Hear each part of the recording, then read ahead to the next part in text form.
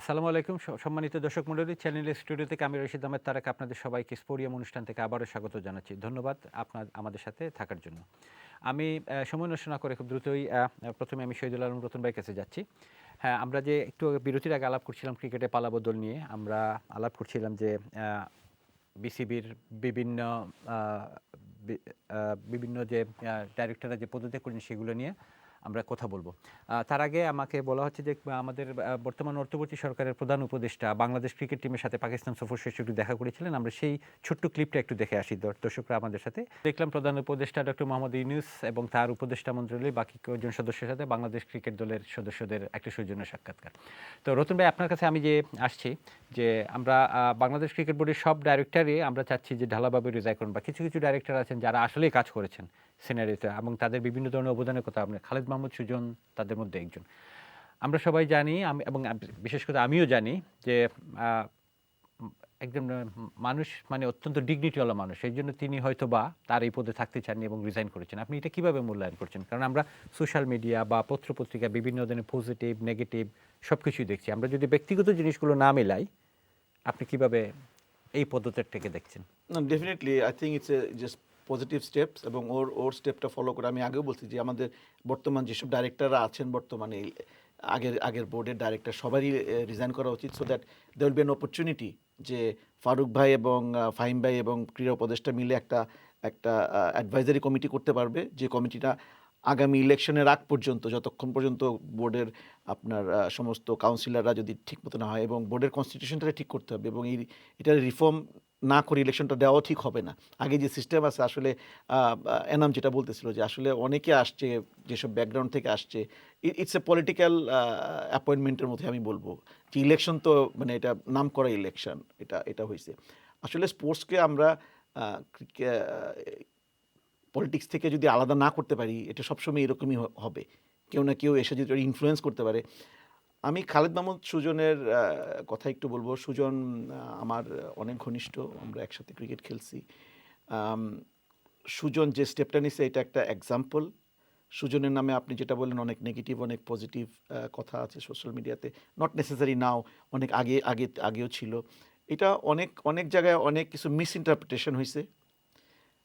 It's very unfortunate that Sujon তার ক্রিকেটের যে ব্রেন, ক্রিকেটের যে অভিজ্ঞতা, ক্রিকেটের যে প্যাশন, এইটার পরেও তার এগুলো শুনতে হয়েছে এবং এটার জন্য সুজনও দায়ী।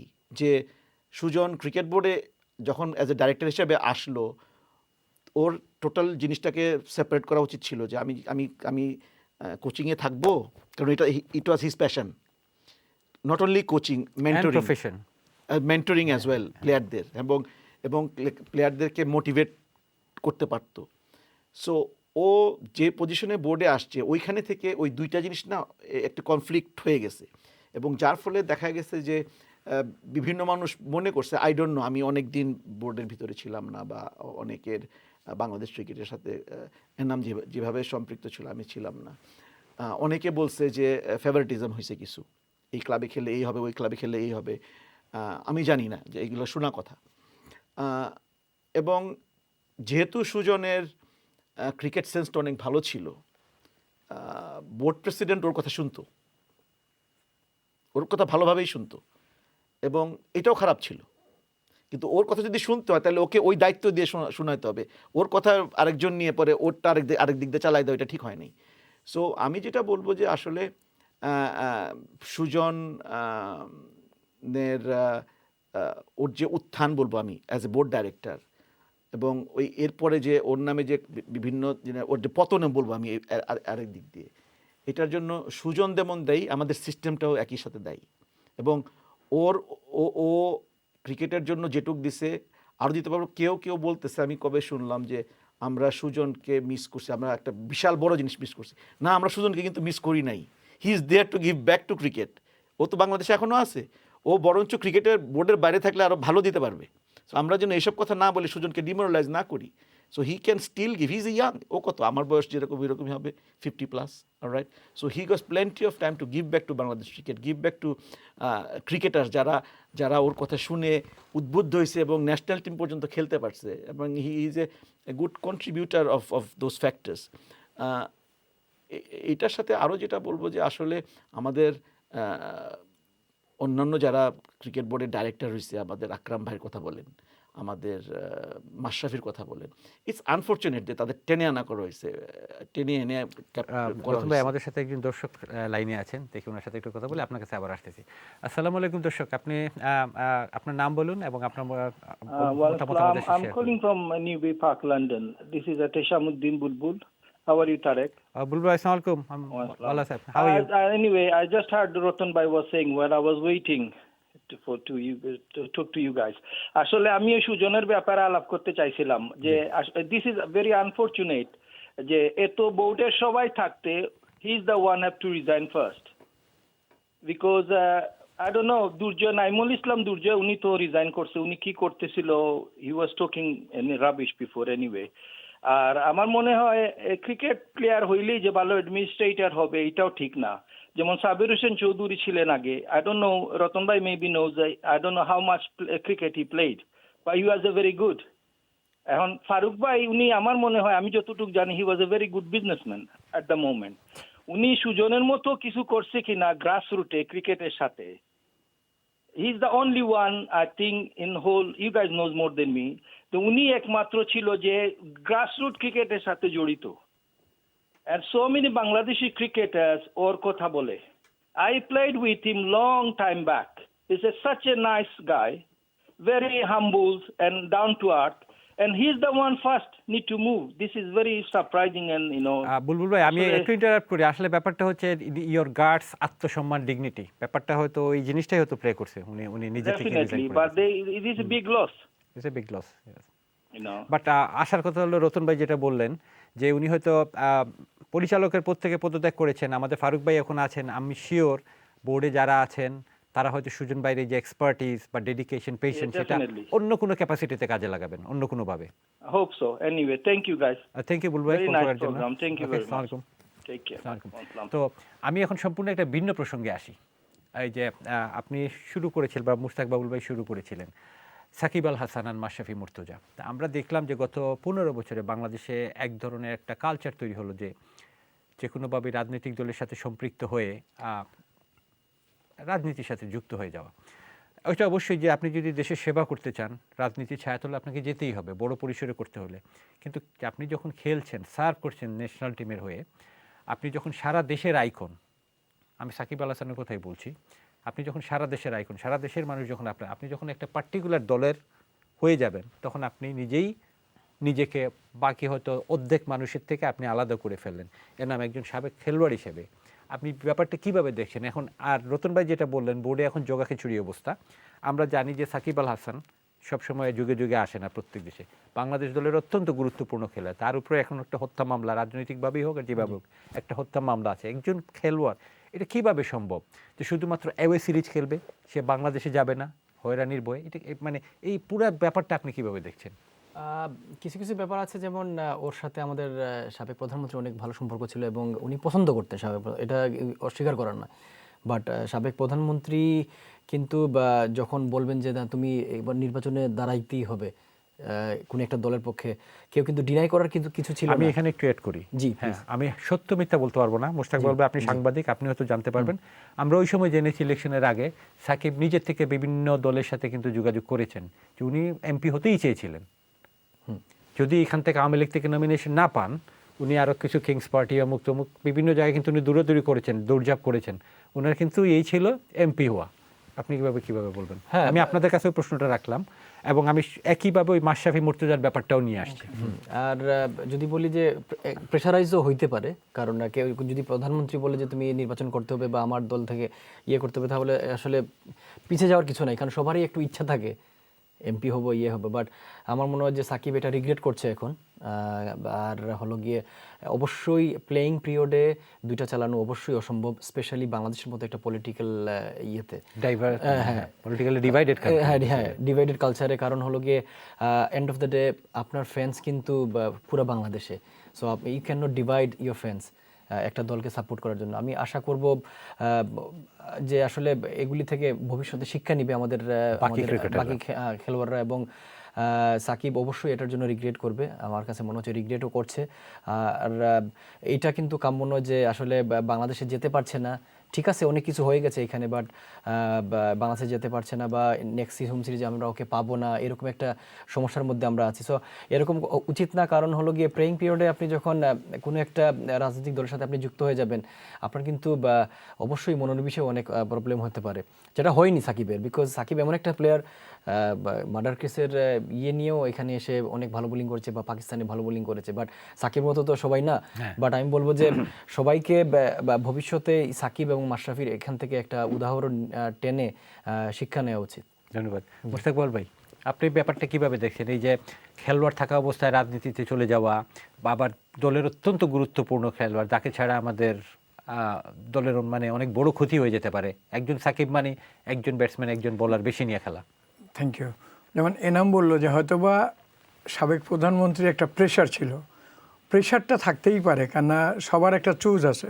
যেমন এনামকে এক জায়গায় একটা টিমে নিলে ভালো হবে অনেকে মনে করে, তাকে পার্সু করতেই পারে, কিন্তু তার ভিতরে সবথেকে বড় যেটা মনে হয় সে একজন গুড প্লেয়ার।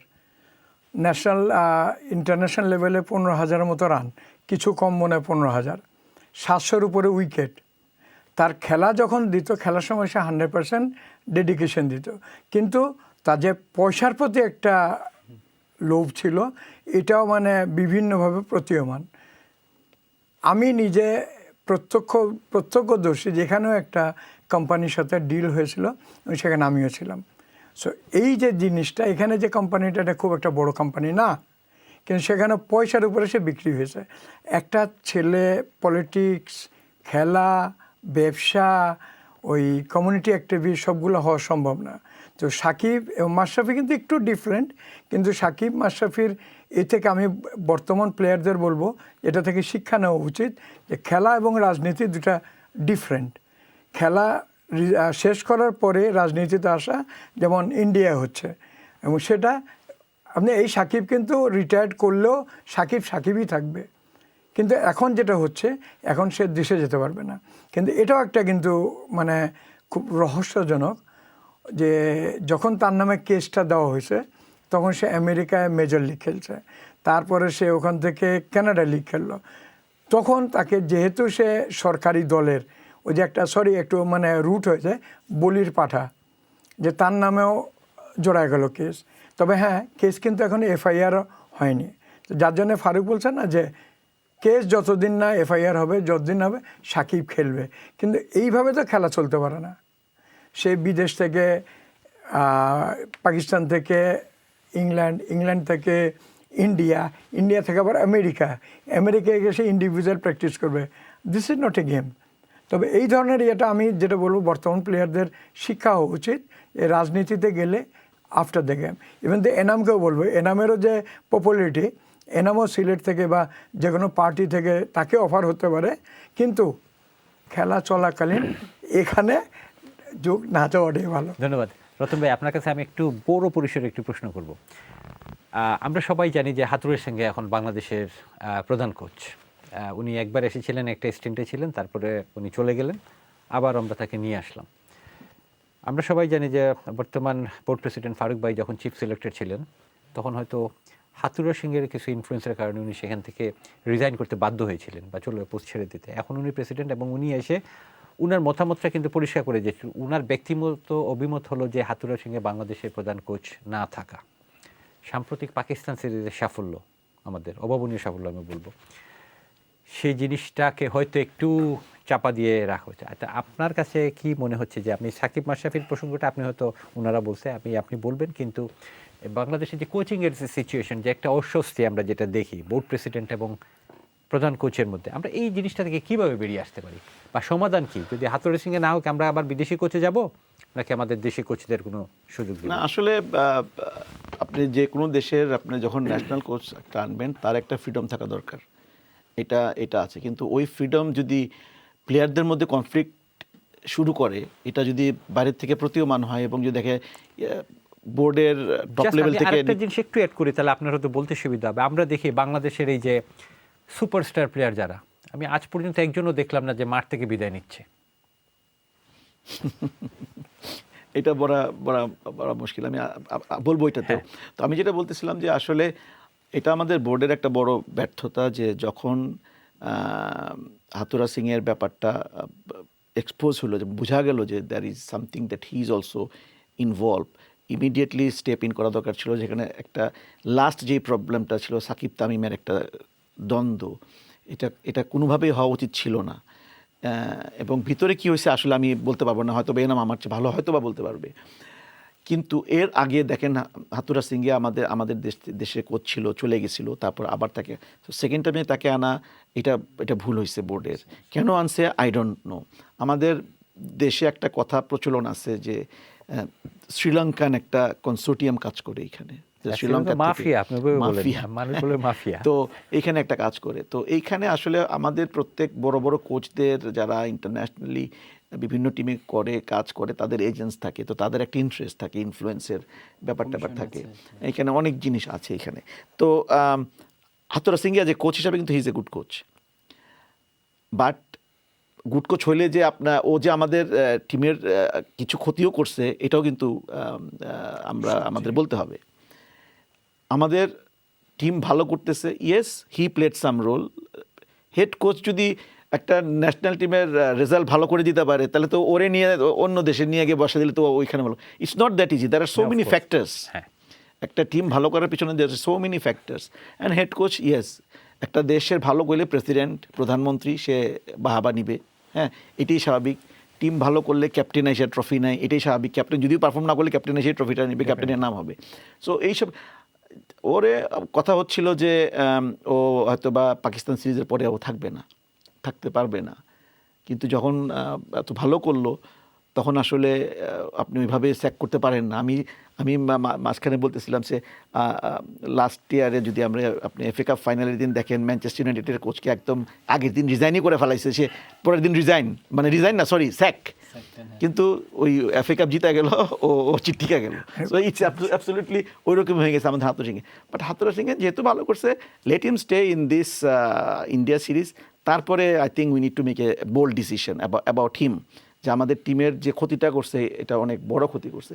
আমাদের পলিটিক্স, মাশরাফি, তারপরে আমাদের বলেন আমরা যদি সাকিব, আমাদের ফুটবলেও কিছু ফুটবল প্লেয়াররা ছিল যারা আপনার পলিটিক্সে আসছে, কিন্তু ক্রিকেটে একটু বেশি।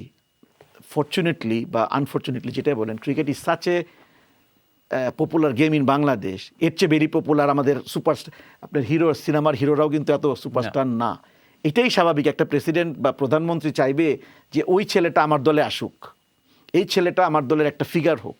আমাদের আওয়ামী লীগে তো কোনো ফিগারই ছিল না। তো Shakib, Mashrafe is a figure. উনি চাইছিল হয়তো বা এইসব ফিগার আমাদের হোক, কিন্তু ইটস টু আর্লি। হ্যাঁ, ইটস টু আর্লি। এবং ওরা গেছে, আই ফিল ব্যাড যে মাশরাফির বাড়ি পুরানো হয়েছে, কিন্তু মাশরাফি তো ও তো একা না, ওর সাথে তো আরও অনেক লোক আছে। আমার সাথে যদি ও আমার এলাকায় থাকে, আমি যদি এলাকার এমপি থাকি, ও যদি আমার এলাকার অমুক পার্টির একটা কিছু থাকে, ও অনেক কিছু করছে যেটা আমার বাইরে। তো ওর খারাপ কাজ করলে কিন্তু ওইটা আমার উপরেই আসবে যে এমপি করছে।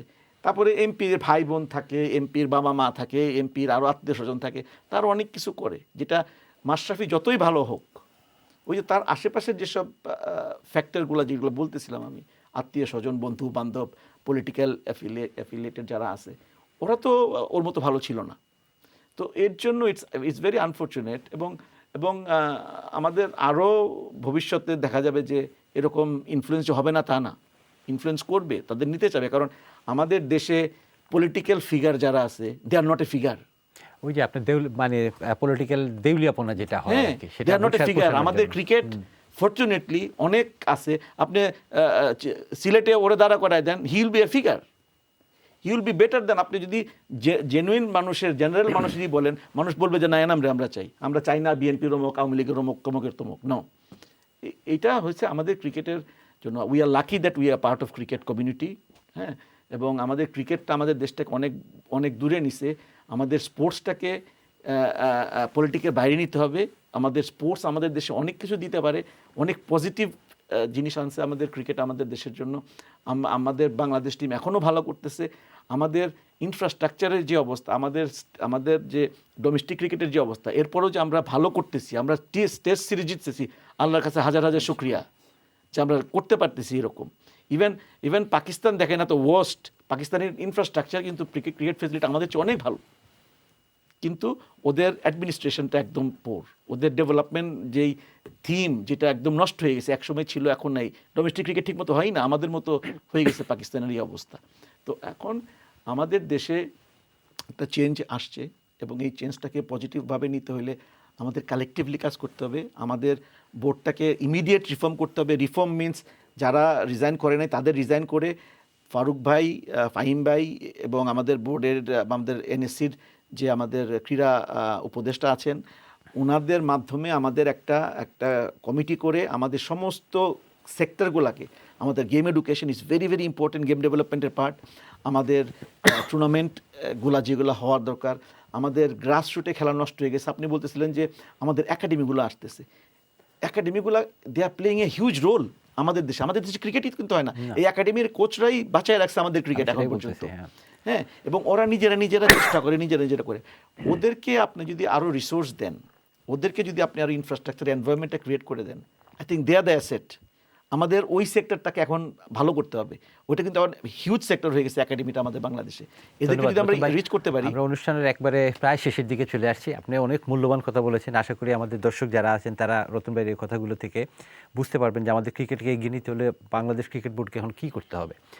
এনাম, আমি আপনার কাছে যাচ্ছি রতন ভাইয়ের কথা প্রসঙ্গে, বা আমাদের এই যে ক্রিকেট বোর্ডের অতি যেটা আমরা বলবো ইমিডিয়েট করণীয় যেটা, একটু সংক্ষেপে যদি বলেন, আর আপনার শেষ রিমার্কসটা দর্শকদের বলেন আজকের অনুষ্ঠানে।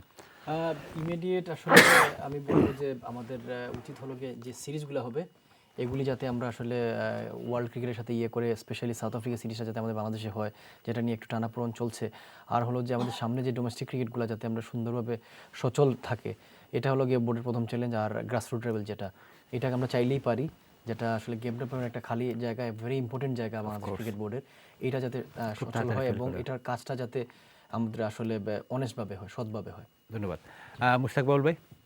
রাইট, সবশেষ আমি যেটা বলবো যে একটা কথা আছে প্রবাদ, যে মনে করেন যে বাবা যদি জেলে থাকে তো ঘর থাকে খালি। তো সেই হিসেবে এখন ক্রিকেট বোর্ডের পিছনটা কিন্তু শূন্য। বর্তমানে যারা ক্রিকেটে না থেকে দূরে বসে ডাইরেক্টর হয়ে রয়েছেন তারা রিজাইন করবে, দেশের ক্রিকেটটা এগিয়ে যাবে, এটাই আমার প্রত্যাশা। আর সিরিজ ভালো করতে হলে কিন্তু অভিভাবক দরকার। অভিভাবক ভালো করতে হলে ফারুক আর ফাহিম দুজনে মিলে সম্ভব নয়। অতএব এখানে সম্মিলিতভাবে, এবং রতন যেটা বললে এটার সাথে আমিও একমত, যে ক্রীড়া উপদেষ্টা এবং ফাহিমকে বাদই দিলাম কেন ডাইরেক্টর, এই দুজন মিলে আপনি যদি এর মধ্যে আরও কয়েকজন ডাইরেক্টর যদি রিজাইন করেন তো তাহলে ভালো একটা কিছু হবে। এবং তা থেকে আমার আশা যে পাকিস্তান সিরিজ, এবার ইন্ডিয়া সিরিজ এবং চ্যাম্পিয়ন্স লিগ এই পর্যন্ত আস্তে আস্তে ভালো হবে। ভালো হলে ক্রিকেটের পরিবর্তনটা অবশ্য পাবে। ধন্যবাদ মুশতাক ভাই। তো এনামের কথা থেকে আমরা যেটা বুঝলাম, আমরা এখন এওয়ে সিরিজগুলো খেলতে যাচ্ছি, কিন্তু আমাদের হোম সিরিজগুলো কিন্তু খুবই ইম্পর্টেন্ট। আমাদের ক্রিকেট বোর্ড, ফারুক ভাই বা যারা আছেন তাদের অতি সত্বর ব্যবস্থা নিতে হবে যাতে বিদেশি দলগুলো বাংলাদেশে এসে খেলতে স্বাচ্ছন্দ্য বোধ করে। রতন ভাই, আপনাকে জাস্ট 30 সেকেন্ডের মতো দেওয়া গেল আপনার ক্লোজিং রিমার্কস নেওয়ার জন্য। Thank you. আসলে ইটস ভেরি ইম্পর্টেন্ট ডিসকাশন আমরা যেটা করতেছি। আসলে আপনি যেটা বললেন যে আসলে আমাদের কথাটা বাংলাদেশে কেউ শুনবে কি না, ইটস ভেরি ইম্পর্টেন্ট যেটা এই মেসেজগুলো শোনা, বিকজ প্রাউডলি বলতে পারি we are expert, we know what to do, we know how to do. আমাদের দেশে কিন্তু অনেকে আছে জানে যে কী করতে হবে, কিন্তু কীভাবে করতে হবে দে ডোন্ট নো। এবং they are simplified way. Cricket is a complex game. এটা রুল যদি কারো শিখাইতে যান, যদি কেউ না জানে, ইটস ভেরি কমপ্লিকেটেড। তো আমরা অ্যাজ এ ক্রিকেট অর্গানাইজার গেমটাকে কিন্তু ইচ্ছা করলে আমরা কমপ্লিকেটেড বানাইতে পারি, আবার আমরা কিন্তু এটাকে সিম্পলিফাই করতে পারি। কীভাবে সিম্পলিফাই করব এটাই ইম্পর্টেন্ট। এবং এই ক্রিকেটটাকে সিম্পলিফাই করে আমাদের বাংলাদেশের স্বার্থে, এটা আমি বাংলাদেশের সব স্পোর্টসের স্বার্থে, because cricket is still number one sports and it will stay as a number one sports. যে আমাদের বর্তমান যে ডাইরেক্টরগুলো আছে তারা ইমিডিয়েটলি সবাই পদত্যাগ করুক, ইমিডিয়েটলি একটা ইন্ট্রিয়াম বোর্ড থাকুক যারা নাকি এই কিছুদিন আমাদের যেসব ডোমেস্টিক ক্রিকেট আছে, ইন্টারন্যাশনাল ক্রিকেট আছে, এগুলো চালিয়ে নিয়ে যাবে এবং একটা সুস্থ ক্রিকেটের জন্য একটা নির্বাচন হবে যেখানে অ্যাপ্রোপ্রিয়েট পিপলরা আসবে বোর্ড চালানোর জন্য। অসংখ্য ধন্যবাদ রতন ভাই। শুধু দর্শক মণ্ডলী, আমাদের এই অভিজ্ঞ প্যানেলের মতামত আপনারা শুনলেন এবং তারা বিভিন্নভাবে সাজেশন দেওয়ার চেষ্টা করেছেন কীভাবে বাংলাদেশ ক্রিকেট বোর্ড বাংলাদেশের ক্রিকেটকে আগায় নিতে পারবে সঠিক পদক্ষেপের মাধ্যমে। আজকের মতো অনুষ্ঠান আমরা এখানেই শেষ করছি। আশা করি ভবিষ্যতের আমরা যে প্রোগ্রাম করবো সেই প্রোগ্রামের সাথে আমাদের সাথে থাকবেন। অসংখ্য ধন্যবাদ সবাইকে।